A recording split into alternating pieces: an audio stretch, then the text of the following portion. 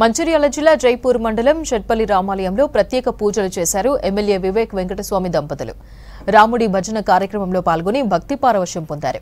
రాముడి కథలు పాటలు వింటే మంచి ఆలోచనలు కలుగుతాయన్నారు ఎమ్మెల్యే వివేక్. రోజు ఉదయం తాను సైతం రాముడి కీర్తనలు వింటానన్నారు. రాముడి ఆశీస్సులతో పిల్లలందరూ బాగా చదువుకోవాలని కోరారు ఎమ్మెల్యే వివేక్ సతీమణి సరోజ. దైవ కార్యక్రమాలతో అందరూ సన్మార్గంలో నడుస్తారన్నారు. అందరికీ శ్రీరామనవమి శుభాకాంక్షలు తెలిపారు ఎమ్మెల్యే వివేక్, ఆయన సతీమణి సరోజ. రాముని ఈ సీతారామ కళ్యాణం ప్రోగ్రామ్స్ చాలా అటెండ్ కావడం జరిగింది. పాటలు కూడా రోజు పొద్దున వినడానికి చాలా బాగా పాడాలని గురించి మీకు కృతజ్ఞతలు.